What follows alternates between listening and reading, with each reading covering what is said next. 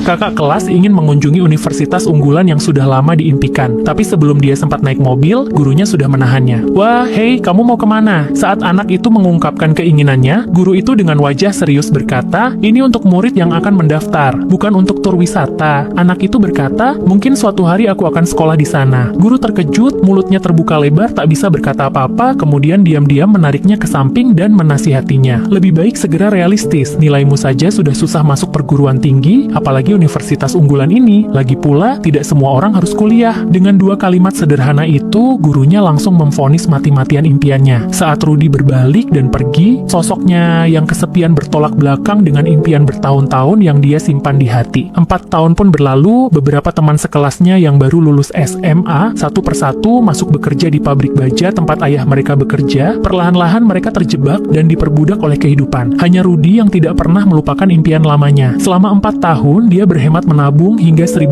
sementara Frank selalu mengejeknya karena tampak malas, dan pacarnya berharap dia menggunakan uang itu untuk membeli rumah dan menikah. Di satu sisi ada impian yang jauh tak terjangkau, di sisi lain ada kehidupan nyata yang begitu dekat. Rudy mulai ragu-ragu. Pada hari ulang tahunnya yang ke-22, temannya, Pete, memberinya sebuah jersey bekas Universitas Notre Dame. Sejak kecil, hanya Pete yang selalu mendukung dan mendorongnya mengejar impian, percaya bahwa dia pasti bisa berhasil. Karena Pete melihat tekad dan keberanian yang luar biasa pada diri Rudy, dia berkata, You were born to wear that jacket.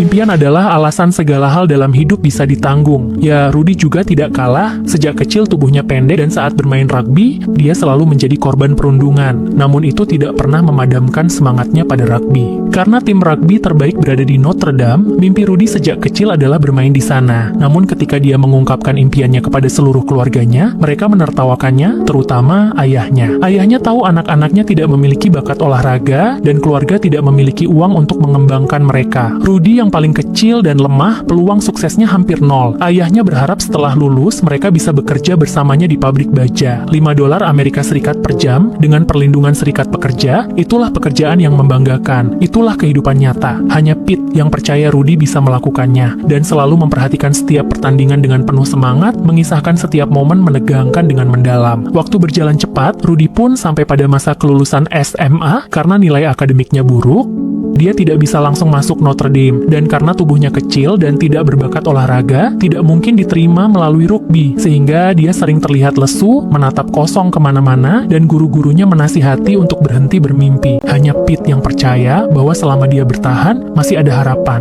Namun kadang perpisahan datang begitu tiba-tiba. Suatu hari saat bekerja di pabrik, ketel penuh besi cair bocor. Saat Pete mencoba menanganinya, ketel meledak. Pete pun tewas dalam ledakan besar itu. Kehilangan sahabatnya membuat Rudy sangat terpukul, tapi juga menyadarkannya tentang betapa singkat dan rapuhnya hidup. Kita tak pernah tahu mana yang datang dulu, esok atau musibah. Untuk tidak membiarkan impiannya menunggu sia-sia, dia memutuskan berangkat segera ke Notre Dame untuk mewujudkan mimpinya, juga untuk memenuhi harapan almarhum sahabatnya. Namun ketika pacarnya mendengar rencananya, dia berkata, kalau kamu benar-benar pergi, maka kamu harus pergi sendirian. Rudy mengerti maksud kata-kata pacarnya. Dia menangis memeluknya dan terus meminta maaf karena dia tahu jalan menuju impian itu pasti sepi dan penuh kesendirian. Kemudian dia membawa seluruh tabungannya ke stasiun. Saat naik bus, ayahnya mengejarnya. Namun dia bukan untuk mendorong Rudy mengejar mimpi, melainkan menasihati agar kembali. Mengejar impian yang tidak realistis hanya akan menyakiti orang-orang di sekitarnya. Universitas Notre Dame itu untuk orang kaya, orang pintar, dan atlet hebat, bukan untuk kita. Belajarlah bekerja dengan kakakmu di pabrik baja dengan sungguh-sungguh. Kamu juga bisa menjalani kehidupan yang baik. Namun Rudy dengan tegas menatap ayahnya dan berkata, aku tidak ingin menjadi siapapun, aku hanya ingin menjadi diriku sendiri. Setelah berkata begitu, dia membalikkan badan tanpa menoleh lagi, mengangkat koper dan naik bus. Ketika sampai di Notre Dame, matahari belum sepenuhnya terbit, pintu masih tertutup. Penjaga pintu menyarankan dia untuk pergi berbicara dengan seorang pastor di dekat situ. Air sungai gelap, masih tersisa sisa malam. Namun sosok Rudy yang sendiri tampak sangat teguh. Pastor itu mengatakan bahwa tidak semua orang bisa masuk universitas ini. Rudy berkata, sejak kecil, mimpiku adalah bermain di sini, tapi semua orang mengatakan itu tidak mungkin. Aku selalu mengikuti mengerti kata-kata mereka tentang apa yang bisa dan tidak bisa aku lakukan, tapi sekarang aku tidak ingin seperti itu lagi. Akhirnya, pastor tersentuh oleh ketulusan Rudy dan memberinya strategi alternatif. Dia bisa belajar terlebih dahulu di Saint Croix College, dan jika nilainya cukup baik, dia bisa masuk ke Notre Dame. Rudy merasa akhirnya ada harapan. Saat matahari hari itu terbit dan daun-daun berwarna emas menutupi tanah, Rudy akhirnya sampai di tempat yang selama ini dia impikan. Dia bahkan belum sempat meletakkan kopernya dan langsung masuk ke lapangan rugby. Saat itu matahari hangat, angin sepoi-sepoi, segala sesuatu di sekitarnya tampak menjanjikan masa depan yang cerah. Ketika dia masih terpesona, petugas lapangan, seorang pria kulit hitam, memanggilnya keluar. Rudy justru berteriak padanya, "Suatu hari nanti aku akan berlari masuk melalui lorong ini ke lapangan ini." Petugas itu mengira dia adalah pemain berbakat dan menyarankan Rudy untuk menemui pelatih. Pelatih tidak menaruh perhatian pada orang yang tidak dikenal ini, dan dengan beberapa kata saja langsung menolaknya. Mulai saat itu, Rudy memulai perjalanannya untuk naik jenjang dengan tujuan yang jelas. Dia belajar dengan tekun, mengikuti setiap kata guru dengan sungguh-sungguh. Kerja kerasnya segera menarik perhatian Ju, asisten yang dulunya mahasiswa unggulan Notre Dame, namun tidak pandai bergaul dengan perempuan. Melihat Rudy bisa berbicara santai dengan gadis-gadis cantik, Ju membuat kesepakatan pribadi. Selama Rudy membantunya berinteraksi dengan gadis-gadis di kampus, Ju akan membantunya belajar tanpa menahan apapun. Sejak itu, setiap melihat gadis di kampus, Rudy akan mendekat dan berbicara. Meski sering ditertawakan, Rudy tidak pernah menyerah. Sementara itu, Ju juga menepati janjinya, membantu Rudy belajar kapanpun diperlukan. Akhirnya, kerja keras Rudy membuahkan hasil. Gadis-gadis mulai menyukai asisten itu, dan dia sering berada di dekat lapangan untuk berinteraksi dengan pemain dan pelatih.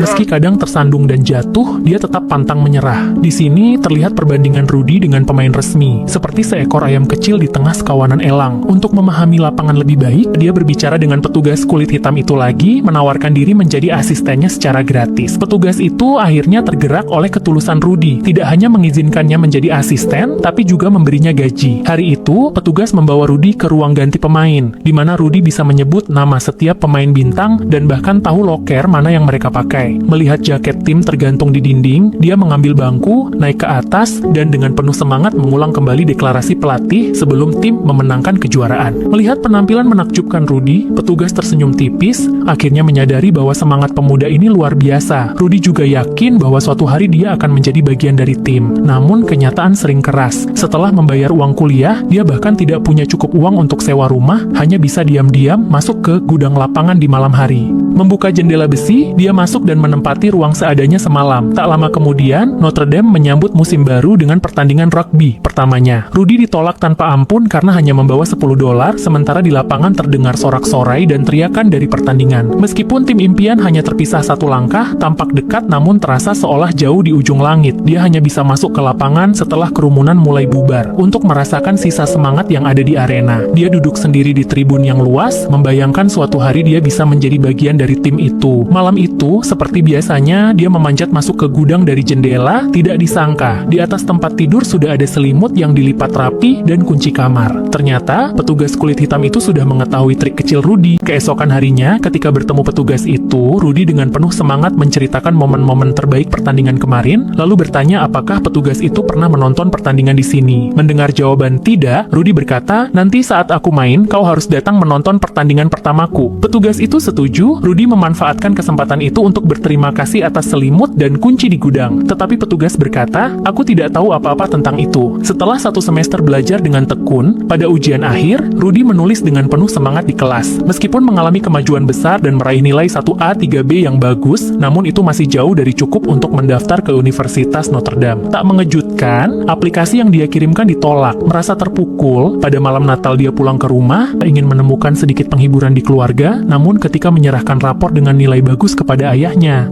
bersikap acuh tak acuh dan hanya merespons setengah hati. Kakaknya, Frank, seperti biasa menertawakannya karena terlalu ambisius. Yang lebih menyakitkan, pacarnya yang dulu siap menikah dengannya kini menjadi istri kakaknya. Lampu di kamar terang, tetapi tidak ada satupun lampu yang menyala untuknya. Amarah, kesedihan, dan rasa malu membuatnya langsung mengangkat koper dan keluar dari rumah. Mungkin di jalan mengejar mimpi memang seharusnya sendirian, dia hanya bisa terus berlari dan berusaha lebih keras untuk membuktikan diri kepada kepada mereka yang tidak percaya padanya. Namun, seberapa keras pun dia berusaha, permohonan keduanya tetap ditolak. Dia mengeluh kepada petugas kulit hitam itu, setahun kerja keras ini sia-sia, ini benar-benar membuang waktu. Namun petugas itu berkata, kau hanya fokus masuk ke tim rugby, tidak menyadari bahwa kau sudah menerima pendidikan berkualitas selama setahun. Kita terlalu terpaku pada hasil akhir, seringkali melewatkan keindahan proses. Rudy yang tersadar kembali belajar dengan semangat baru, menggunakan semua tenaga yang tersisa untuk membuktikan pada dirinya sendiri. Namun takdir belum berpihak padanya. Permohonan ketiganya kembali ditolak, usaha siang dan malam tidak membuahkan hasil nyata, membuatnya mulai merasa bingung dan putus asa. Karena Notre Dame tidak menerima mahasiswa pindahan tahun ketiga, jika permohonan keempat gagal, semua yang dia lakukan selama bertahun-tahun akan sia-sia. Pastor berkata, kau sudah berusaha banyak, usaha pasti membuahkan hasil. Kita hanya perlu terus bekerja keras dan menyerahkan sisanya kepada Tuhan. Tak lama kemudian, datanglah surat keempat, akhirnya membuahkan hasil. Dia segera kembali ke kampung halamannya, membagikan kabar baik itu kepada ayahnya. Ayahnya terlihat sangat terkejut, lalu mengumumkannya melalui pengeras suara kepada seluruh pekerja. Frank hanya duduk di sudut, diam seribu bahasa. Ayah bertanya apakah Rudy ingin bekerja di pabrik sampai sekolah dibuka, namun Rudy menolak, karena masuk Notre Dame hanyalah batu loncatan untuk mimpi yang lebih besar. Dia masih harus mengikuti tryout tim rugby di kampus. Dalam tryout ini, ada 95 peserta, kebanyakan atlet top dari seluruh SMA di negara itu. Tubuh mereka prima, beberapa mendapat beasiswa penuh. Namun, seleksi ini hanya membutuhkan beberapa pemain pendamping, bahkan cadangan pun tidak semua dihitung. Meski begitu, mereka bersaing sengit, karena hanya yang bertahan yang mendapat kesempatan bermain. Di tengah kerumunan, Rudy adalah yang terkecil dan paling lemah secara fisik, mencoba menonjol di antara para pria besar itu, tampak seperti mimpi yang mustahil. Namun dia tidak mundur. Dia mengerahkan seluruh tenaga untuk mengikuti latihan setiap hari. Bahkan ketika tubuhnya terseruduk hingga berdarah, yang bisa dia lakukan hanyalah bekerja lebih keras daripada kemarin. Kadang, olahraga bukan hanya soal fisik, tetapi juga membutuhkan keberanian yang sama sekali tidak mau menyerah. Usahanya segera menarik perhatian salah satu asisten pelatih. Akhirnya, asisten pelatih menerimanya sebagai pemain pendamping. Dengan peringatan tegas, sekali saja kau lengah, kau langsung keluar dari sini. Mendengar diterima, Rudy melonjak kegirangan. Rudy segera memberi kabar baik ini kepada petugas kulit hitam dan mengembalikan kunci gudang karena tak lagi harus tidur di sana. Sebelum pergi, petugas itu berjanji, asalkan kau main di lapangan, aku pasti datang menonton. Saat itu petugas sudah yakin bahwa Rudy punya potensi. Pemain pendamping hanyalah sensek bagi pemain resmi. Rudy yang kecil dan kurus seperti ayam kecil yang menyusup ke antara elang. Dia terus-menerus terseruduk oleh pemain bertubuh besar. Namun tak peduli berapa kali dia jatuh, dia selalu bangkit lagi. Selama masih bisa bangkit dari tanah, dia akan berteriak kepada pelatih, aku bisa melakukannya, pelatih. Namun semakin serius Rudy, semakin tidak suka pemain resmi padanya. Turunkan tanganmu, mereka bersungut.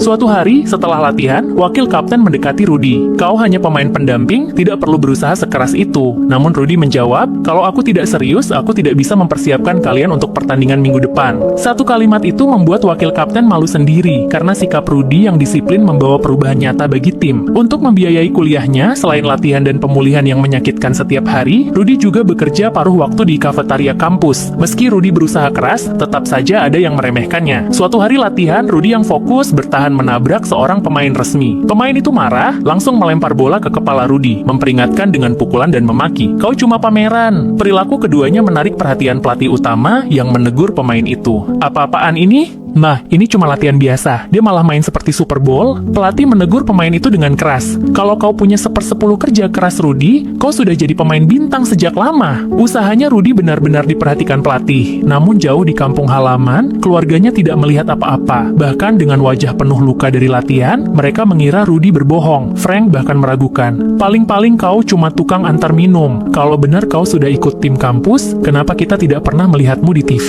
Rudy berkata, kalian pasti akan melihatnya. Kembali ke kampus, Rudy segera menemui pelatih, memohon diberi kesempatan bermain. Aku tahu aku cuma layak jadi pendamping, tapi ayahku menyukai tim Notre Dame lebih dari apapun, dan tahun depan adalah semester terakhirku. Aku ingin memberinya hadiah, sekali bermain. Ini bukan hanya untuk ayahku, tapi juga untuk membuktikan kepada semua orang yang bilang ini mustahil. Melihat usaha Rudy selama setahun terakhir, pelatih dengan cepat menyetujui. Orang sekeras Rudy pantas mendapatkan kesempatan tampil. Rudy segera menelpon ayahnya, meminta mereka datang menonton pertandingan nanti. Namun kegembiraan Kegembiraan itu belum hilang, musibah tak terduga datang. Entah mengapa, pelatih tiba-tiba mengundurkan diri, kesempatan bermain yang dijanjikan itu pun sirna. Meski menghadapi ketidakadilan, Rudy tidak patah semangat. Dia tahu kesempatan harus diperjuangkan sendiri. Jika gagal, itu hanya berarti usahanya belum cukup. Namun, pelatih yang bangun kembali tetap menolak Rudy bermain, keras kepala menilai dia belum cukup mampu. Meski begitu, Rudy tidak menyerah pada nasib. Setiap latihan dia selalu memberikan 100% usahanya, dari senja yang panas di musim panas, hingga angin sejuk musim gugur, dari salju yang menetes di musim dingin, hingga musim semi yang kembali ke bumi. Meskipun berkali-kali mengalami kekecewaan, dia tetap bertahan, hanya saja tahun ini adalah semester terakhirnya, dan rasa gelisah serta putus asa hanya bisa dituangkan dalam air mata di malam hari, ketika tak seorang pun melihat. Menjelang pertandingan terakhir, ternyata semua usaha selama ini sia-sia. Dia pergi dengan muram, di tengah pandangan teman-temannya yang merasa tidak adil. Dia adalah satu-satunya pemain yang tidak pernah absen dari latihan, dan satu-satunya yang belum pernah tampil di pertandingan resmi. Menghadapi latihan terakhir tim, dia memutuskan untuk berhenti. Dia pergi ke lapangan untuk mengucapkan selamat tinggal. Di sana dia bertemu lagi dengan petugas kulit hitam. Dia menceritakan kepada petugas itu, "Aku ingin sekali bermain demi ayahku, untuk membuktikan kepada semua orang yang tidak percaya padaku." Petugas itu menegurnya dengan keras.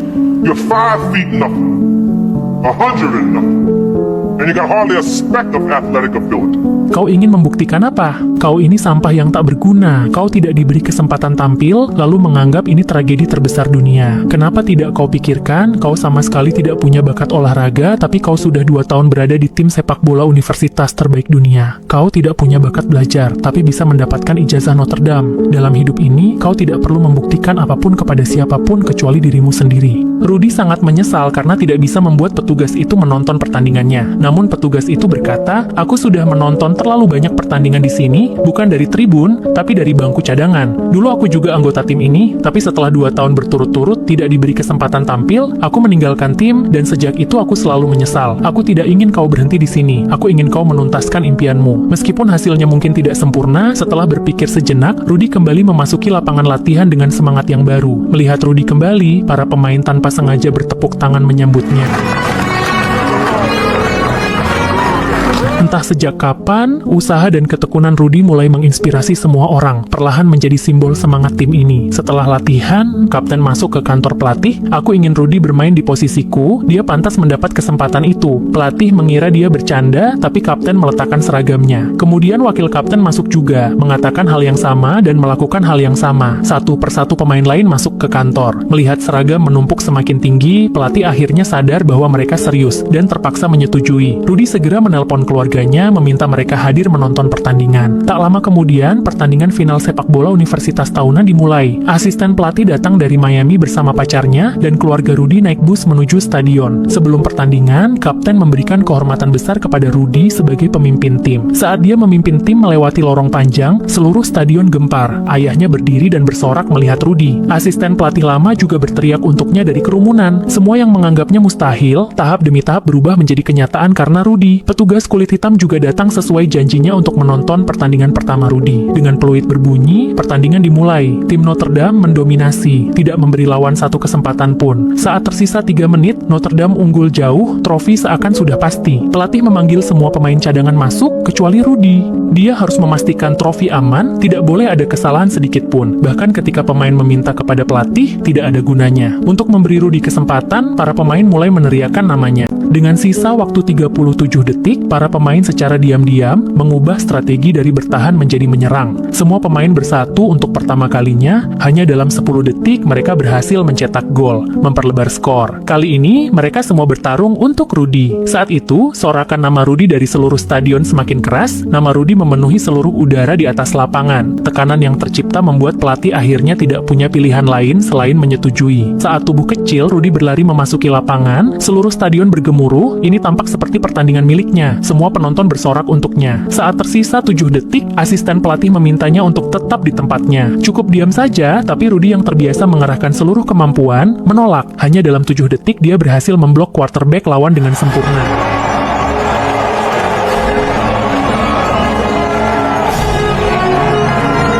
Hal hal yang dianggap mustahil menjadi kenyataan. Meskipun hanya 27 detik, dia telah menumpahkan 8 tahun kesendirian, air mata, luka, serta ejekan dan sindiran orang lain. Meskipun ini kemungkinan besar adalah pertandingan terakhirnya, kemungkinan besar dia akan mengucapkan selamat tinggal untuk selamanya pada sepak bola. Dia tidak menyesal sedikit pun, karena seluruh hidupnya dipersiapkan untuk momen ini. Hidupnya sepenuhnya untuk saat ini. Teman-temannya bersorak untuknya, ayahnya bangga padanya, saudaranya benar-benar terkagum, dan rekan-rekannya mengangkatnya ke atas, menerima pujian dari penonton. Sejak saat itu, di Notre Dame, tidak ada yang meninggalkan lapangan sambil digendong. Film ini berjudul Rudy. Adalah film olahraga biografi yang disutradarai oleh David Anspaugh, dibintangi Sean Astin, dirilis pada tahun 1993. Film ini diangkat dari kisah nyata pekerja pabrik baja, Rudy, yang mengubah hidupnya sendiri. Dengan bertahun-tahun ketekunan dan 8 tahun perjuangan keras, Rudy mendapatkan 27 detik kemuliaan. Bagi orang biasa, hasil ini mungkin terlihat tidak sepadan, bahkan bodoh. Kehilangan sahabatnya Pete menjadi titik balik besar bagi Rudy. Jika peristiwa itu tidak terjadi, Rudy mungkin akan terus menunggu sampai menikah, punya keluarga, menjadi pengawas kecil di pabrik baja, perlahan-lahan kehilangan semangat, dan saat bercerita, hanya bisa mengenang mimpi masa lalu. Hingga akhir hayat, mungkin di benaknya masih ada mimpi sepak bola yang tak terselesaikan. Kematian sahabatnya membuat dia menyadari ketidakpastian dan kerapuhan hidup, bahwa besok dan kecelakaan, tidak ada yang tahu mana yang datang lebih dulu. Terbangun dari mimpi itu, dia tanpa ragu menapaki perjalanan sendirian mengejar impiannya. Pete pernah berkata, mimpi adalah yang membuat hidup bisa ditanggung. Rudy selalu mengingat kata-kata sahabatnya itu, dan benar-benar membuktikannya. 8 tahun penuh kesendirian, luka, air mata, ketidakpuasan, dan ejekan, semuanya dia hadapi dan pertahankan. Akhirnya, dia berhasil melakukan hal yang semua orang anggap mustahil. Seseorang butuh banyak alasan untuk bertahan. Mungkin banyak, tapi seseorang hanya butuh satu alasan untuk menyerah. Lalu, di depan layar ini, apakah kamu masih bertahan dengan mimpi-mimpi lamamu, atau sudah menyerah?